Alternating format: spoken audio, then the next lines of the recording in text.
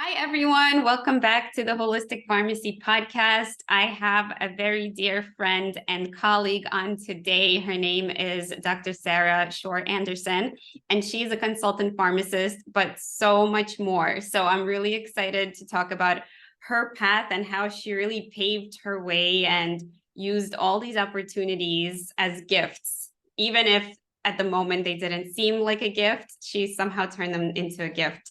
So I really welcome you, Sarah, to the show. Thank you. I'm happy to be here. Happy to talk with everyone here this morning. Thank you for having me. Yes, it's my absolute pleasure. So let's just get into what I ask everybody on the show, which is really like how you grew up, how you got into pharmacy in the first place, how your journey really started. Yeah, that's a great question. So I grew up in Rochester, Minnesota, so home of the Mayo Clinic. All of my neighbors and everyone kind of in my neighborhood, their parents either worked at IBM or Mayo. Those were, the two entities in Rochester, Minnesota. So I had the good fortune throughout high school and undergrad to shadow in various medical areas. I knew I was interested in science. I knew I was interested in some sort of medical profession. So really had the opportunity, at a fairly young age, to shadow physical therapists, physician assistants, pharmacists, the whole kind of gamut of when you think of comprehensive care and the different credentials of folks and the different backgrounds and professions that one can have in the medical field. So that was something that I really took advantage of as far as shadowing different folks in the medical field to kind of pinpoint where I wanted to go post-college. And I do have a fond memory as well of meeting with my advisor in undergrad. He kind of advised everyone who was in a biomedical studies concentration, which I was. And he gave me a book because I said, I was interested in pharmacy after shadowing various pharmacists. And he gave me a book about pharmacy careers and just the plethora outside of retail and hospital, thinking about research, thinking about nuclear pharmacy, thinking about entrepreneurship, thinking about working at a health plan or a PBM, thinking about pharma. So it really listed out a plethora of pathways of pharmacists, both traditional and non-traditional pathways, which intrigued me. And I read that thing front to back, and made notes about what intrigued me about each of those paths and what maybe, knowing what I didn't want to do or what I didn't like as well. And then the other thing that I feel like at a young age that informed kind of how I've created this path for myself. So my dad worked at IBM. And I remember at night, we would be in the family room, watching a TV show or something, and he would be reviewing artificial intelligence patents for IBM. And I just remember thinking, wow, that's so cool. You get to have your eyes on like some new technology and new processes that are being developed for IBM, and you get to have input into that.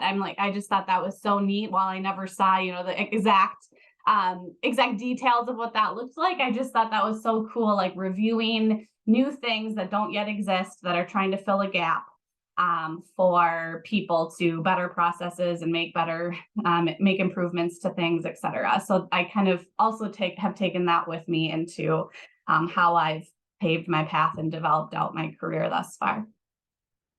Wow, I love that. And I think that's so nice that you had that, because I always hear from people like, oh, I was, at a loss. And usually you don't hear about, these advisors that actually lay out this plethora of options. And I really love the idea of, building the excitement for it, and also having like the choose your own adventure and like, here's what's possible. And the application base, because sometimes it's so hard to picture like what is a pharmacist, because even my own high school teachers would pigeonhole it. When they heard that I was going into pharmacy, they were like, you want to count pills? Like, how is that not a waste of a talent right there? Yeah. Right, exactly. Yeah, I felt very lucky to kind of have some of those I don't know, I guess non-traditional seeds planted, if you will, early on, or just knowing what is possible versus kind of, you don't know what you don't know. So it was great to have some of some key learnings and some resources early on to kind of open my eyes to things beyond what you think of as traditional pharmacy. I love that. So what were your next steps as far as applying to pharmacy school and how that experience went for you? Yeah. So, in my senior year of undergrad, I took the PCAT, applied for pharmacy school. I really only applied to 2 or 3 pharmacy schools because I just wanted to stay in the Midwest and stay close. So the U of M was kind of my primary penultimate choice. But I ended up getting placed on the ranked waiting list. So there was a ranked waiting list, an unranked waiting list, lots of waiting lists, but I was placed on the ranked waiting list. And so I found this out, I don't know, probably April or May, right at, a month or 2 prior to graduation.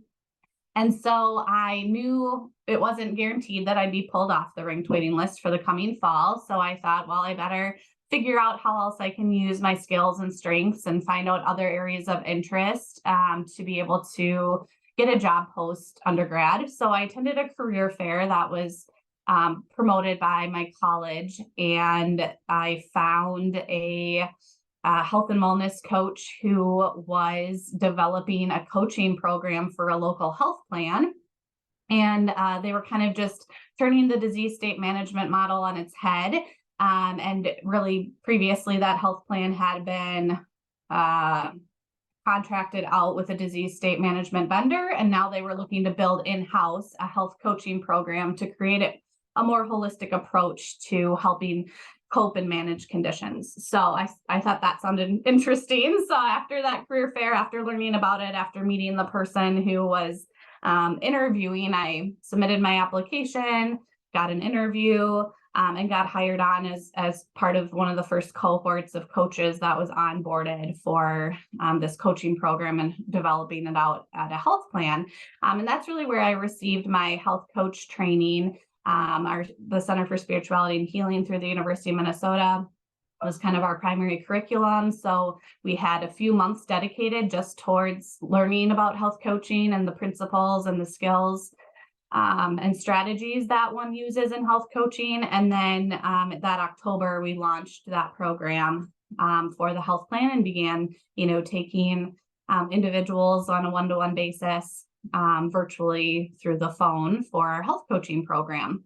And then fast forward, actually, as I started that job, which was about end of summer, I want to say August, I got pulled off the ranked waiting list at the U. So I wrote a letter to the dean just saying, I've already committed to this job. I intend to work here for a year. And then, would you allow me to be accepted into your incoming class the following fall? And that was approved. So I kind of knew from the get-go that I had pharmacy school in my back pocket for the coming year and that I could have this year off, which was kind of a blessing in disguise because I really appreciated having a year of no school after, being in school for so long, making some money. And then also, having had that health coach background has really led me to where I am today. I'm a nationally board certified health and wellness coach, in addition to a pharmacist, and in addition to a clinical herbalist, thanks to you and your program, Marina. So yeah, it's just interesting when you look back and see that some things that are maybe you think of as failures or mistakes or less than ideal happenings, can actually be blessings in disguise and really are opening doors for you to get where you ultimately end up and to help others realize their potential as well, and how different kind of connections that are made or different things that you learn along the way all have a purpose and can all be transferable skills really with whatever twists and turns your career takes. Yeah, I love that because it's like the saying, when one door closes, a window opens, or whatever variation of that saying that you like. And for you, that was really true because it could have taken you down for this whirlwind of disappointment and failure, like, oh, I didn't get accepted. And, who knows what that spiraling negativity could have led you to, or maybe even inaction. But instead, you decided to pivot and go somewhere else and again, be led by your curiosity as to like what else you're drawn to. And I think to highlight the power of like these events that you attended, the networking, even you reaching out to the dean, to kind of negotiate for your future. So I really commend you on taking all those initiatives. And, a lot of people, again, I feel like just kind of get lost when things don't go exactly as planned. There's like no backup plan, Right. Exactly. Yes. And I think, again, I'm just always kind of looking at, like that potential. Where are opportunities? What's available to be explored? And just kind of see how all those things can interweave with one another. And it just makes for a fun journey and a fun life experience and career experience when you have, some people kind of question like, why do this, or why are we doing this versus, why not do this? Why not? So there's kind of that different, I guess, attitude or mentality or mindset with looking at things kind of as a glass half full or glass half empty type of situation. Yeah. And I really believe you can see it as both, right? Just logically speaking, it is both. But I always ask, well, which way would I rather perceive it, right? What makes me feel better looking at it as half full or half empty? And that's the one that you want to go with. Yeah, exactly.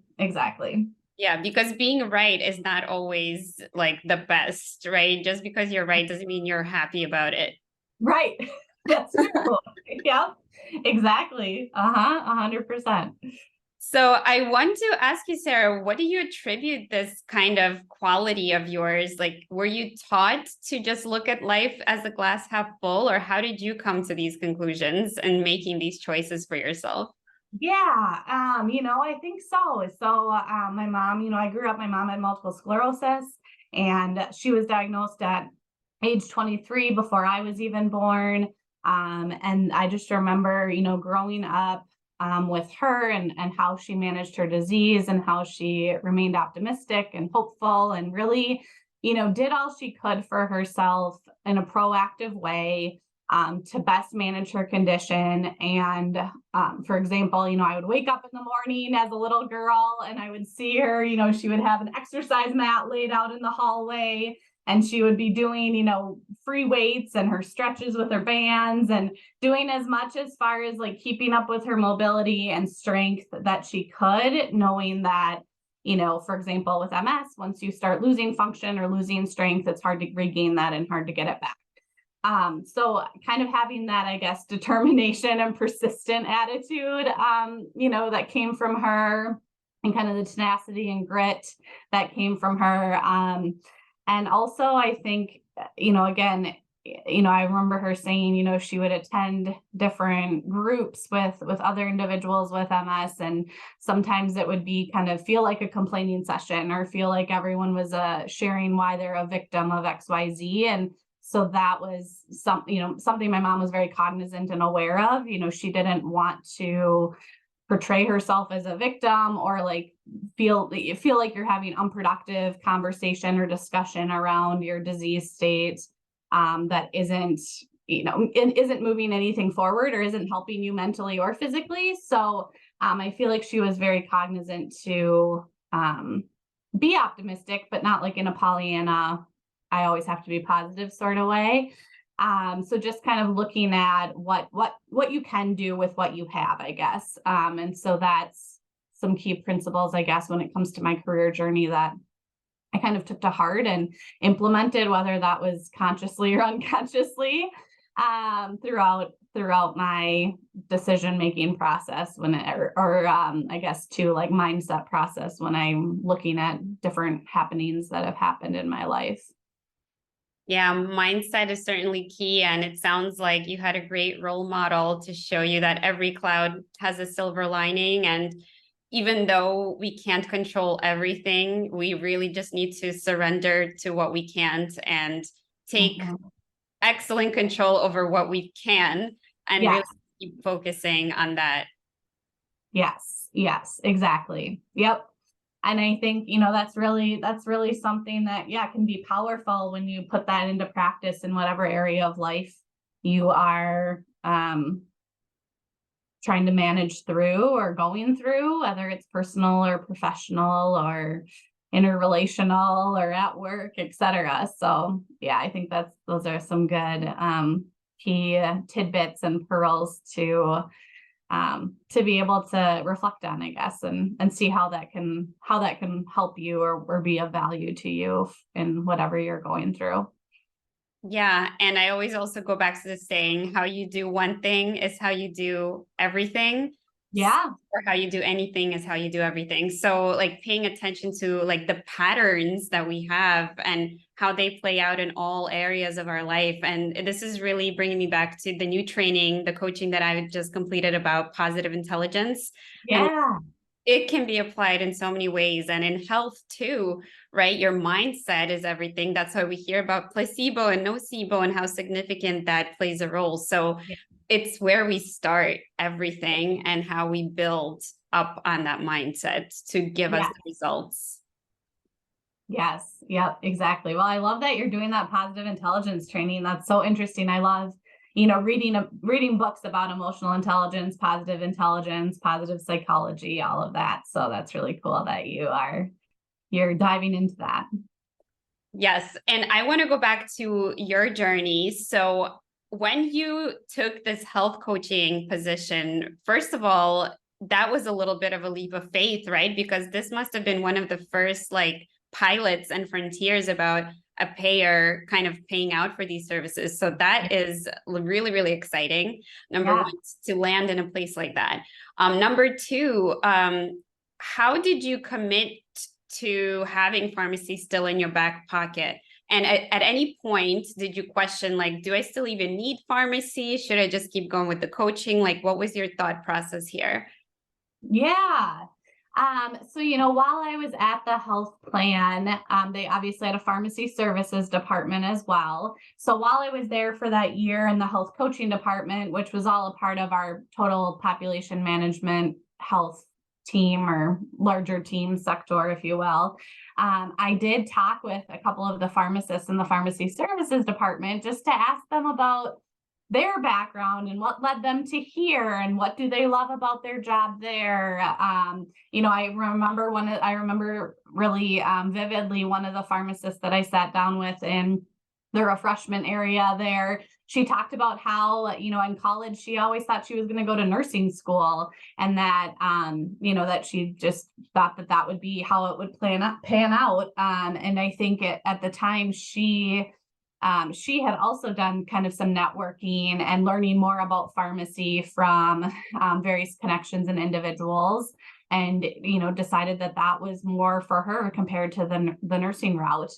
So it was, and then hearing about work-life balance and other aspects of, when it comes to thinking about a career long-term, of how that impacts your life and how that impacts what you can prioritize and what you can place value on.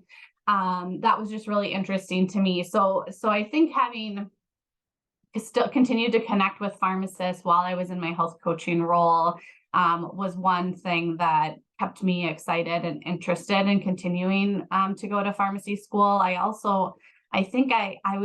It was interesting because when I started pharmacy school and started learning about medication therapy management and pharmaceutical care and all of that, I really saw the connection and parallel with health coaching and what I was learning. And so I continued to work for a few hours a week at the health plan as a health coach in their department while I was in pharmacy school. And as I was working and as I was learning, just seeing how those paths really overlap and how you can really utilize those skills and strategies that you learn as a health coach when interacting with any individual or patient or whatnot, to really ultimately create kind of that whole person, holistic approach and view, and touching on all those dimensions of well-being are important really for any healthcare professional to do, whether you're an MD or a PharmD or a physical therapist or whatnot. So I really was grateful and thankful and appreciated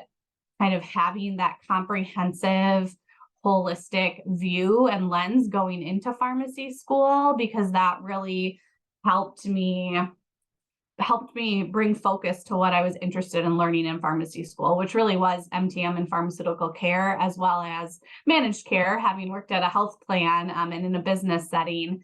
So I really tailored all of the extracurricular things I did, or, forums or presentations or meetings or project work towards those two areas of pharmaceutical care and managed care. Yeah, you certainly seem to have worked out a frame through which to digest and direct the pharmacy materials. So that must have been extremely beneficial to you. And you also mentioned that you had a board certification. So what do you think is the advantage of getting board certified in health coaching, or in anything for that matter? And why did you make the decision? And would you advise other pharmacists to get board certified? Yeah, I would, so as far as, health coaching is a relatively, young field compared to a lot of other healthcare professions. And so the nationally board certified health and wellness coaching, NBCHWC, is really playing out to be the gold standard for health and wellness coaching. So in order to continue to kind of create rigor and create authority, if you will, around health coaching, being NBCHWC certified, showcasing that you've gone through relevant and as in-depth training as appropriate prior to applying for the NBCHWC, I think can really showcase the expertise and experience that you have, because you need so many hours of health coaching, as well as specific trainings that are NBCHWC approved. And the fact that the NBCHWC organization is really the organization that created the first exam for people to pass and then showcase that they have earned the credentials. So I got it for, both personally for myself as well as for the organization I was working at. After the health plan, I went to a small startup health and wellness engagement company. And we ultimately paid for people to get their NBCHWC so that everyone kind of had that similar background. And, we had that authority to say all of our coaches have this NBCHWC certification, et cetera. So, and as far as other healthcare professionals getting it, yeah, I think it really brings light and brings verbiage and words to different strategies, thinking of, like the BJ Fogg model, or thinking about motivational interviewing, thinking about authentic listening, how there's a continuum of directing, guiding, and listening. And, oftentimes healthcare professionals are on that directing end versus the guiding or listening end, and knowing what's most appropriate when. And then just thinking about people's motivation and readiness to change, and what's their ultimate vision for themselves. Really thinking about all those good open-ended questions, entering conversations and consultations with patients from a sense of curiosity, really wanting to hear from them, learning from them about what their goals are, what their vision is for their life, how their health intersects with those goals and motivations and visions. So I think it's an excellent certification for any healthcare professional to have. And it really is accessible, I would say, as far as there's a lot of different opportunities to be able to get the certification, whether it's an in-person class, an online class, on demand versus live. I think there are a certain number of live hours you need, but I think it is doable for any working professional to find a curriculum that would suit them and their lifestyle. Awesome. So is this only open to healthcare professionals, or what are the prerequisites to apply to this? Yes, so that's a very good question. So I think you need to showcase what your history and background is, or what kind of healthcare professional licenses you hold. But I think it's a very wide range as to, social work, psychologists. I'm just thinking of a lot of the folks that personal trainers. So really anything I feel like that's kind of health related, whether, anything from an MD to a personal trainer, to a dietitian, to a psychologist, social worker, et cetera. So wide range. Okay, so not necessarily a licensed healthcare provider, but could be more open-ended than that, it sounds like. Yeah, yep. Awesome. So what is your personal take? This is kind of a challenging question, I think, because there's some gray areas, right, around like, where does health coaching fit in, and where can you put on your licensed health professional hat versus like, where does the coaching come in, and should these be separate, which is how they have been, like leave it to the health coaches and you do your thing that you're licensed to do. Like, what have you found, like, as far as embodying both, right, and there being this program that certifies both, and like, what's kind of the general consensus? Maybe you've researched it for your state specifically, so if you could kind of just speak on that. Yeah, that's a really good question. I feel like kind of ensuring that people that you're working with like understand and know your background, and then also know your scope. So if someone's coming to you specifically for a health coaching program or X number of health coaching consultations, really being clear that for the most, you're wearing your health coaching hat versus your pharmacist hat. Now, if red flags come up or things that require urgent attention from your medical training and background, if those red flags come up, definitely, sharing what those red flags are and trying to seek best next steps and things like that in urgent and immediate situations. But I think too, making sure people understand what a health coach's scope is. So, the NBCHWC website has a good page that talks about scope. So oftentimes I've seen, contracts where, the contract will specifically say, while I'm a pharmacist and a health coach, our purposes for this program or this set of consultations is to focus on health coaching, focusing on, what you and you're the expert on your own health. You're in the driver's seat, not me. I'm here to help ask those questions to help uncover what is getting in the way, or what barriers and challenges can be worked around, and what's a plan A, what's a plan B, and what are small steps to help you get to that goal. And a lot of times I find, it is helping them draft questions to ask their doctor that they wouldn't otherwise know to draft. And some of that can be informed by my pharmacy background, as far as, if, for example, I feel like if they're on, multiple medications for multiple conditions, and you're aware of the fact that there might be a medication that you can kill two birds with one stone, and one of their goals is to decrease their pill burden, then that maybe is something you have them ask their doctor, like, hey, is there, if I've heard about a medication that might treat both of these conditions, would that be appropriate for me to try? What would be the pros or cons of that? So that's an example, I guess, I feel like, where you're still in your coaching scope, but it's being informed by your pharmacy background, but you're not telling them switch to this medication, if that makes sense. So, yeah, that's kind of my take. I think it is tricky, and it is a, gray line as to what's if you have that health coaching background and a pharmacy background or any other medical background, I feel like it would be a disservice to the patient when you're wearing your medical hat to not incorporate those health coaching principles, and vice versa in a way too. If you're doing health coaching and different things come up as it relates to their goals and vision, that is medication related.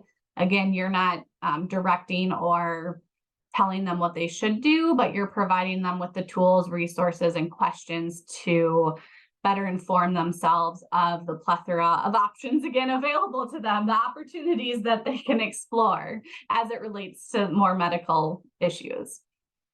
Yeah, I really appreciate that insight. And I think in general, pharmacy scope is also pretty limited, right? We can't prescribe or de-prescribe for the most part without another provider signing off, nor are we considered a provider for the most part either.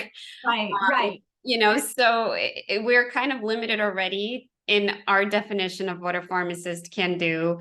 And then when a pharmacist is also a health coach, we kind of have to operate from that as well. And as long as if you're operating privately, there's a lot of disclaimers, and legally, like we're telling people what we're doing and which hat we're wearing. That's kind of how I've been navigating it and teaching others about that as well. But when you are getting employed, right, because you were employed by this company, is there an advantage to having both a medical background and a health coaching if you're, for the most part, operating as a health coach? Yeah, I think there is, because there are, companies that are looking for example, condition management nurse coaches where they all have nursing backgrounds, or like even specific, like for example, healthy pregnancy coaching. Oftentimes they're looking for nurses, for example, who have specific pregnancy, infant care experience, and maybe in a clinic or hospital setting in the past, for example. And in the case of, when I created the pharmacist coach role, they were looking for a pharmacist to really help empower individuals to ask those important questions of their doctor to ultimately help resolve drug therapy problems and ultimately, improve quality of life and decrease healthcare spend on the individual and the system both. So yeah, I do think that companies are looking for folks with various medical backgrounds, and specifically too, a lot of times coaching can be really pigeonholed. So, like diabetes coaching or weight loss coaching.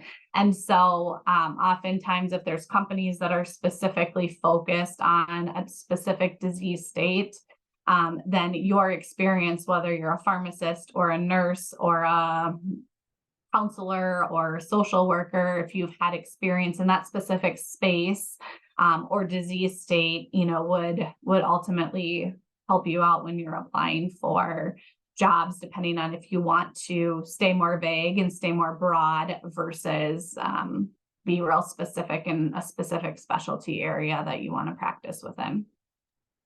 Yeah, and we are already conducting MTM, medication therapy management services, and we are already also partnering up as pharmacists in PBMs and care companies, managed care. So I do think it's kind of like intuitive that we could bridge some of those gaps too with coaching. So I'm excited to see what the future holds, and I'm hoping that the definitions and the scopes will get more and more clear so that we can be confident offering these services and really serving people, because we know that medications and polypharmacy and interactions and all of these things do happen. So they're a burden on our healthcare costs, and we don't want people to come back to the hospital if there is a medication error. We also don't want them to have to take, so many medications when we could maybe opt and optimize it with fewer, or we can add on those lifestyle changes so that we can deprescribe even more and have people just focus on a more holistic and preventative approach. Yes. Yep. Exactly. And I think, that is really important. And there are so many people, I feel like more and more, who are wanting to and are committed to focusing on their lifestyle habits, knowing that that involves behavior change, and that involves kind of understanding your habits and understanding why you do what you do in order to unravel that if need be, and create new patterns and habits. And I feel like a ton of people too are looking more into natural and complementary therapies like herbalism or acupuncture or chiropractic care, what have you, as far as, kind of having that mindset of why not, maybe this will or will not work for me, but if I'm, in pain, for example, why not try X, Y, and Z to complement what I'm already doing from a more medical standpoint. And I think that's kind of a great attitude to have, because I think that oftentimes various modalities work for various individuals, and there's no harm in trying, for the most part, most likely, oftentimes there's no harm in trying something to see if it works synergistically or as a complement to what you've already been prescribed or what you've already been doing. Yeah, I have to agree, Sarah. And the thing is, most of these things are actually pretty accessible.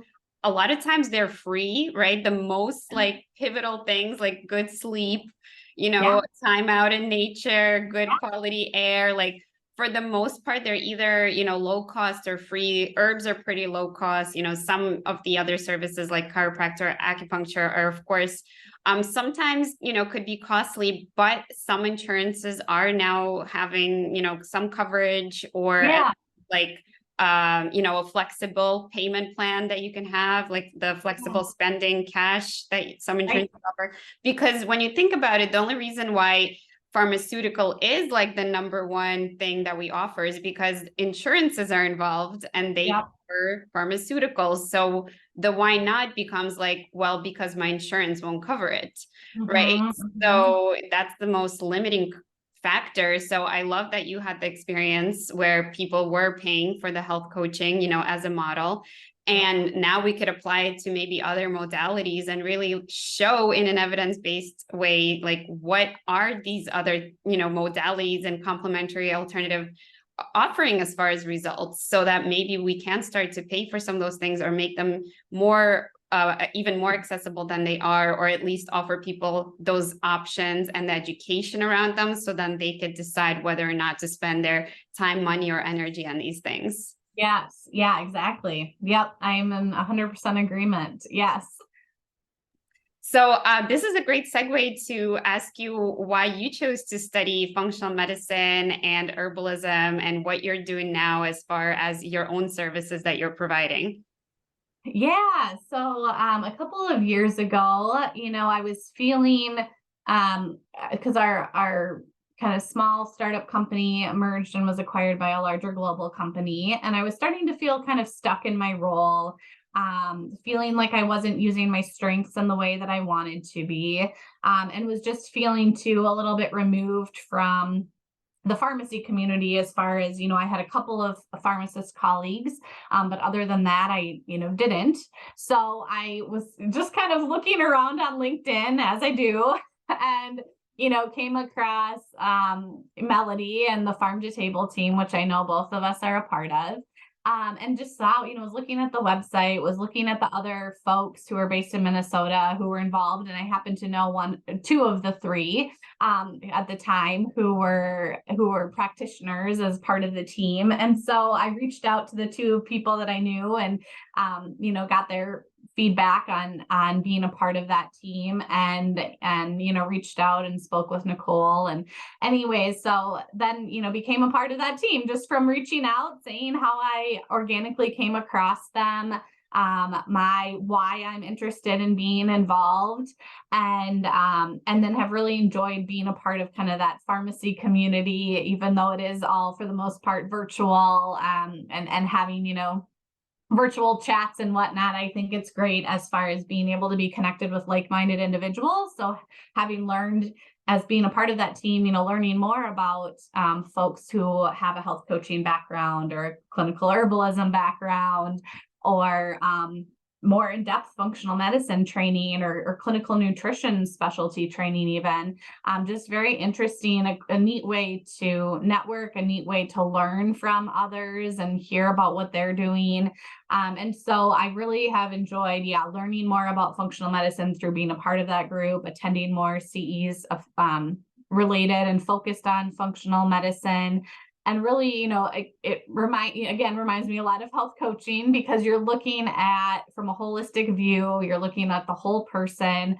Specifically as it relates to functional medicine, you're looking at the root cause of disease rather than the symptoms of disease, and really trying to figure out how those different areas of dimensions of well-being can impact your disease state, looking at toxins, the environment, your nutrition, your exercise, your sleep, etc.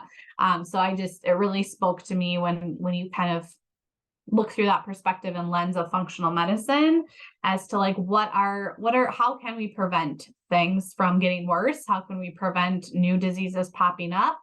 And how can we try to halt the progression of the current diseases that we have by looking at that root cause, and trying to work backwards, so to speak. So yeah, got involved. That's how I got involved, was really just looking on LinkedIn at different folks and opportunities and people in kind of that non-traditional pharmacy space, and reaching out and making connections and learning and being open to learning, and knowing that not everything's perfect and that you're going to make mistakes and you're not going to know everything. And you're, I would say my background in biochemistry probably isn't as strong as some people's on the team, because I get lost when some people are presenting on various biochemical pathways, because that is not my jam necessarily.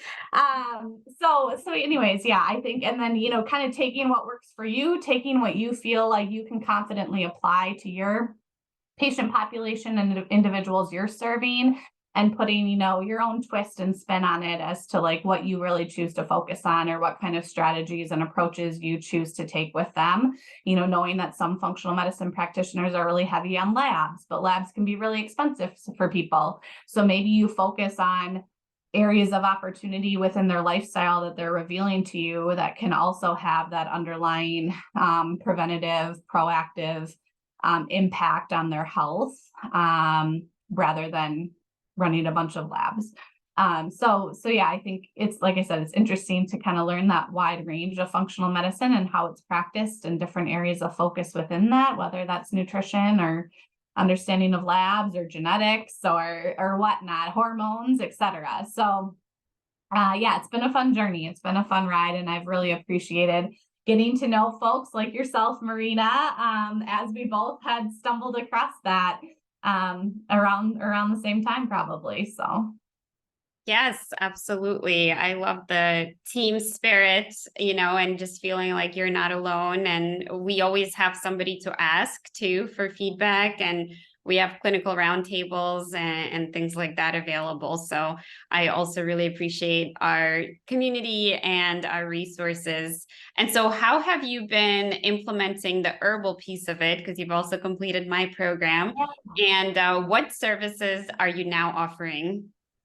yeah, exactly. So through your program, I feel more confident both in, utilizing herbs for myself and my family and my children when appropriate. And I also feel more confident in making recommendations and explaining the why behind those recommendations when I'm doing one-to-one consults with individuals. So I primarily work with individuals with autoimmune diseases such as multiple sclerosis and Hashimoto's thyroiditis. And I find that, in addition to what they're already doing for their health, and in addition to lifestyle changes and factors to consider, there are often times and opportunities to recommend various supplements or herbs to help with whatever symptom or ailment is of primary concern when they're deciding to sign up to talk with me. So I've been able to, also through PharmToTable, we have our full script account. So that's been really a nice way to show folks a range of products and kind of showcase to them too, there can be a wide range of costs associated with those products, even within full script. So kind of showcasing what's important to look at and what isn't, maybe when it comes to helping them decide or choose a product that would work well for them and fit within their given budget. So I would say I oftentimes use my herbalism knowledge in my one-to-one consults when people are looking for additional ways to manage symptoms, or even proactively kind of counteract anything that might be within their environment that's within their control to control. So that's what I've been up to, how I've been able to incorporate it into my one-to-one consults with individuals, and have, received positive feedback and appreciative feedback too from folks who didn't know or didn't learn about some of those more natural remedies and natural products, and knowing that that they, are grateful to learn about it, and even to like educate their doctor then about it too. Cause they are telling their doctor about changes they're making or things that they're adding to their regimen and whatnot. And oftentimes it's kind of, I think, a neat way to pass along knowledge and expertise to other people that are a part of their team, their healthcare team. Yeah, I love that ripple effect. And tell us about the other side of your business as far as consulting, the B2B way that you have also developed a knack for and like a passion behind, and then how you were able to land your current job as well. Sure. So the other kind of arm of my business is to act as a true consultant with startup companies who are looking to implement some sort of pharmacist-led wellness solution. So as an example, I worked with a startup company where they developed an app to connect patients and pharmacists in rural settings. And we're focusing on specific disease states. And we're really trying to create that health coaching model in an app environment that, again, the health coaching was informed by the person having a pharmacy background, to particularly, again, working with patients in rural settings where a retail pharmacy isn't on every corner and they don't have easy access to a pharmacist. So really helped develop content, helped bring in subject matter experts, if you will, for those specific disease states and onboard them. And then really just provide guidance and input on their strategy when it came to marketing and gaining additional funding and things like that. Just having had the background that I had to be able to give input on that. That was that's been a really fun experience. It's interesting too. There's some other startup companies that I haven't been hired on with currently, but who, I know are in existence. And when they get to the appropriate stage, they have my information to be able to contact me for any kind of, whatever kind of level of work they're wanting to have on board, as far as from a pharmacist consultant when creating new services, developing new products. Again, I really like serving and making an impact in that way, in that startup space, to be able to create solutions for identified problems or identified gaps, and be able to help close those gaps and create new solutions to solve problems. So that is that part. And then my current role. So I'm currently the director of clinical content and resources at the National MS Society.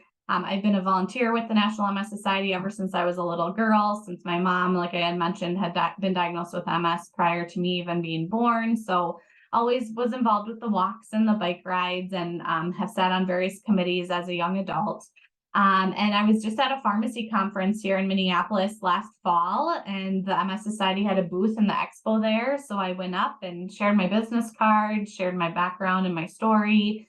And they had mentioned to me about this new role that was going to be developed. So I kept an eye out for it on their careers webpage. And when I saw it post, looked it over, still felt strongly that it would be a good fit for me. And then applied and interviewed, and then here I am at in that role currently. So I started that in January of this year, 2023.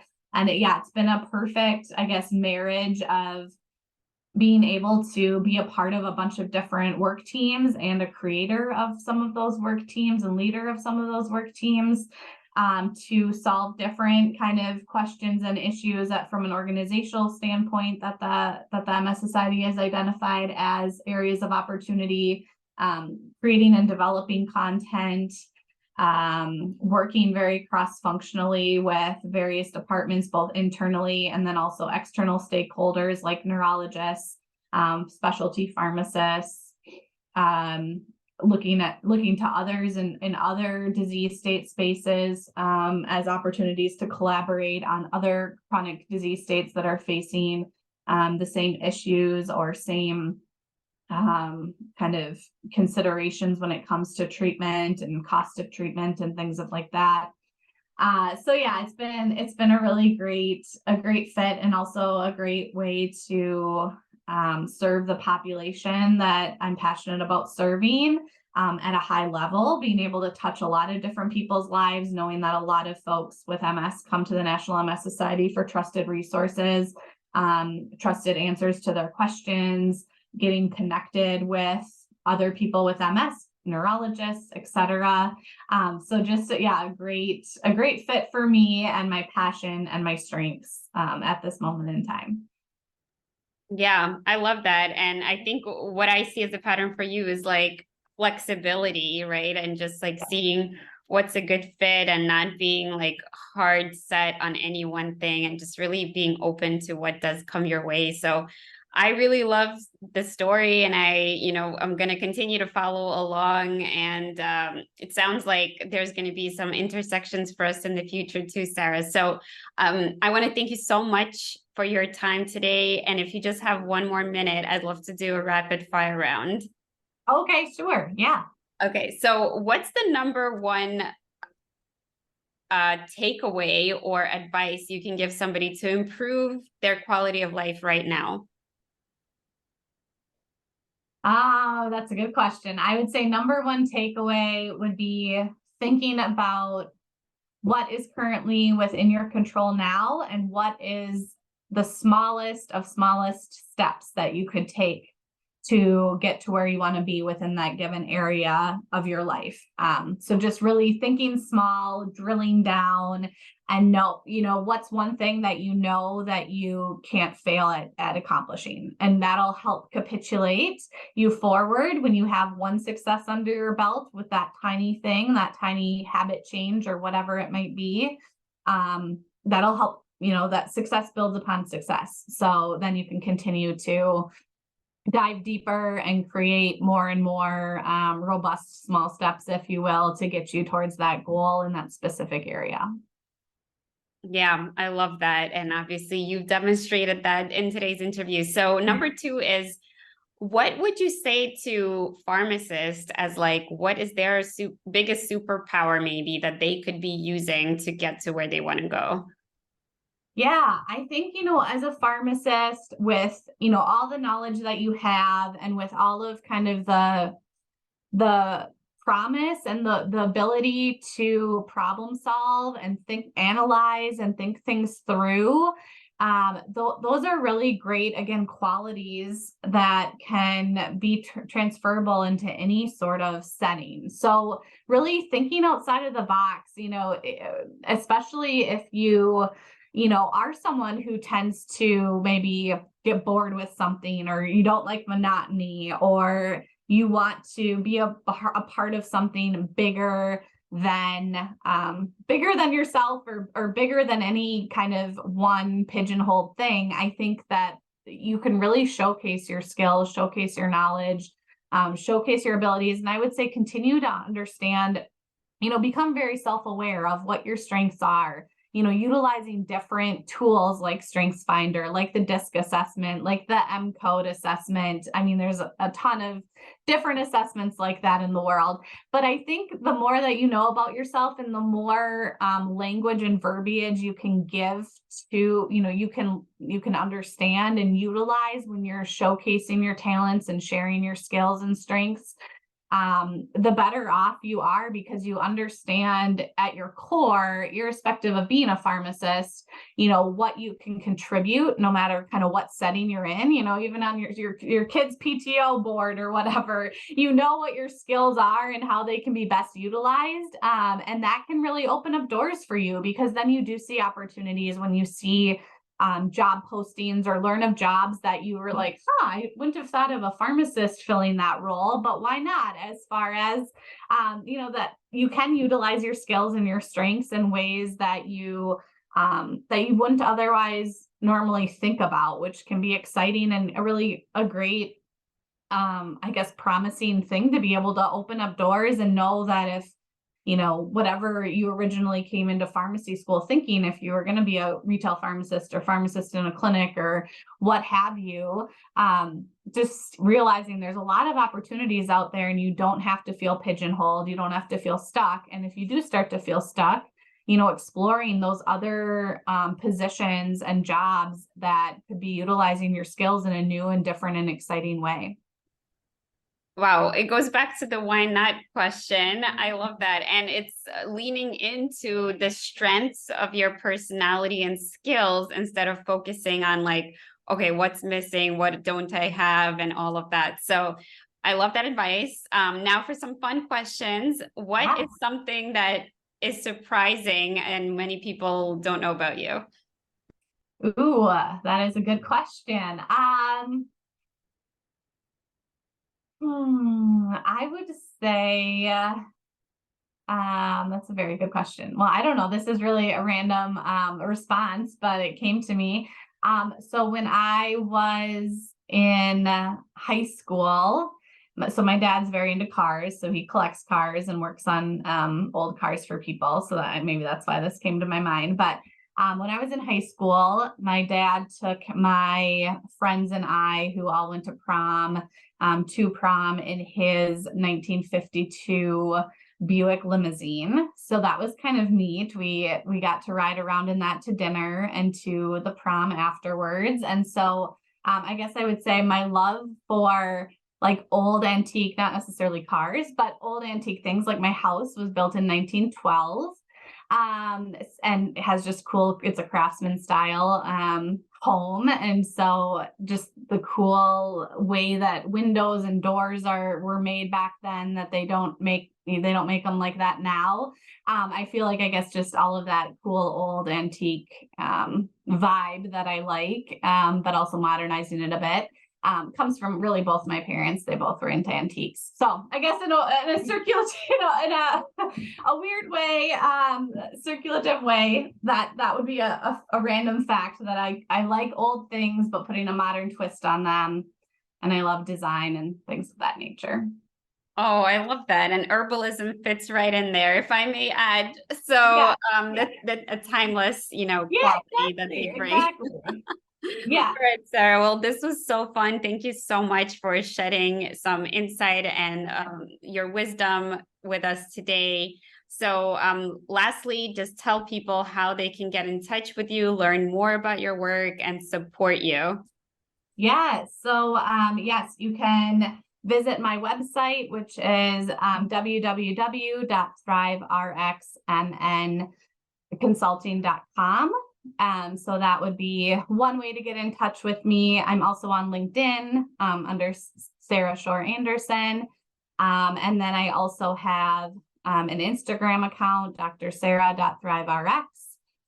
So those would be kind of my main handles and social media and web content that you can take a look at. And there's a link to schedule with me or meet up with me on my website as well. Okay, perfect. So I'll provide all those links in the show notes, and I'm wishing you a great day ahead, Sarah. Yes, you too, Marina. Thank you very much. My pleasure. Bye-bye. Bye.